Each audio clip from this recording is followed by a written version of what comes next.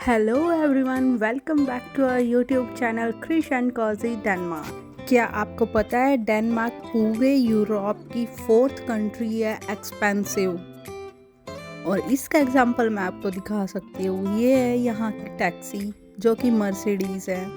अब आप खुद देखो, जहाँ पे जो टैक्सी है वो भी ओडी मर्सिडीज़ इस टाइप की कार चलती होगी, तो वो कितनी ही एक्सपेंसिव कंट्री होगी।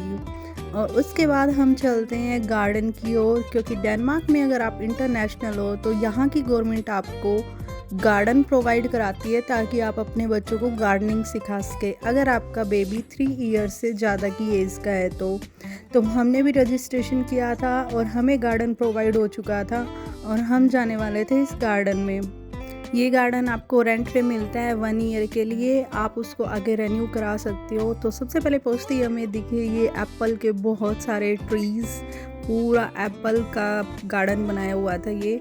और इधर था हमारा क्रिश जो रेडी था गार्डनिंग करने के लिए। और उसके बाद यहाँ पे ये पार्टी या इवेंट करने के लिए उन्होंने सेटअप किया हुआ था। लाइक अगर आपको ग्रिल वगैरह करना है या कुछ भी इवेंट करना है तो उसके लिए पूरा सेटअप था। और उसके बाद फिर हम जाने वाले थे अपने गार्डन की ओर। हमारी तरह और भी इंटरनेशनल फैमिलीज़ आई हुई थी और जो गार्डन का ओनर था उसने हमें वो सारे टूल्स दिए जिसकी हमें गार्डनिंग के लिए नीड थी। और सीड्स भी वही प्रोवाइड कराते हैं। और ये जो आपको दिख रही है ब्लैक कोट वाली, वो थी हमारी ओनर। उसके बाद उन्होंने मेज़रमेंट स्टार्ट की और बोला कि आप अपने अकॉर्डिंग जो भी आपको एरिया चाहिए वो आप ले सकते हो। तो ये उन्होंने मेज़रमेंट की थी, इट्स अप टू यू कि आपको कौन सा चाहिए। और ये डिसाइड करने के बाद सब लग गए थे अपनी सैंड को ठीक करने के लिए, क्योंकि ये जो मिट्टी थी थोड़ी सी मोटी थी तो इसको ठीक करना था। और उन्होंने उसके लिए प्रॉपर टूल्स दिए हुए थे। हर एक चीज़ के लिए उनके पास डिफरेंट टूल्स थे और सब लगे हुए थे अपने एरिया को सेटअप करने के लिए। तो सबसे पहले ये जो टूल था, इससे हमें अपनी मिट्टी को सेटिंग करनी थी और गौरव और क्रिश लगे हुए थे दोनों के दोनों उसको सेटअप करने के लिए।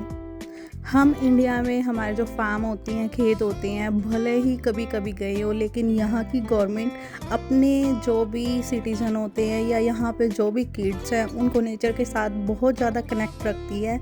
और उन्हें हर एक चीज़ प्रैक्टिकली दिखाई जाती है कि कोई भी वेजिटेबल है वो कैसे ग्रो करती है, कोई भी फ्रूट्स है वो कैसे ग्रो करता है। क्योंकि मुझे आज तक ये नहीं पता है बहुत सारे फ्रूट और वेजिटेबल्स कैसे उगते हैं, लेकिन यहाँ आने के बाद मुझे काफ़ी सारा पता लगा। और उसके बाद आ गई थी ड्यूटी पे मैं, क्योंकि बारी बारी से ही करना था। ये एरिया छोटा सा एरिया था बिल्कुल और हमें बहुत बड़ा लग रहा था, क्योंकि ऑब्वियसली इस चीज़ की प्रैक्टिस नहीं होती कभी भी करने के लिए। लेकिन मुझे पर्सनली गार्डनिंग बहुत पसंद है। उसके बाद मैं लगी थी ये छोटे पोर्शन में डिवाइड करने के लिए, क्योंकि वो हर एक सीड्स के लिए डिफरेंट बता रहे थे कि किसी के लिए आपको फ्लैट एरिया चाहिए, किसी के लिए आपको ये इस टाइप से चाहिए।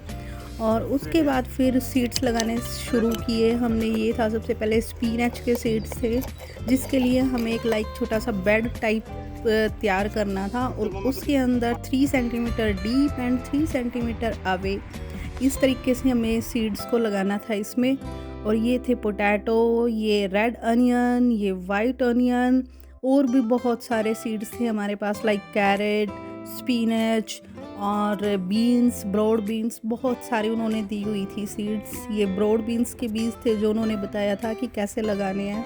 और गौरव इस टाइम बिल्कुल टायर्ड हो चुके थे। फाइनली सब कुछ लगाने के बाद कृष्ण ने उसमें पानी दिया और हम वापस आ गए थे 1 घंटे के बाद दोबारा से अपने स्टॉप पे जहाँ से हमने स्टार्ट किया था, क्योंकि वो टूल सारे के सारे दोबारा से क्लीन करके और वहीं पे सेटअप करने थे जहाँ से हमने उठाए थे। यहाँ पे आप जो भी चीज़ यूज़ करोगे वो वापस उसी तरीके से रखनी होती है जैसी आपने ली थी। और ये थी गार्डन के बाहर की पार्किंग, जहाँ हमने अपनी गाड़ी को पार्क किया हुआ था। इस गार्डन में वीकेंड पे एक्टिविटीज़ होती है, लाइक आपको हर डे नहीं जाना, सैटरडे, सेकंड सैटरडे या किसी भी सैटरडे को आप जा सकते हो।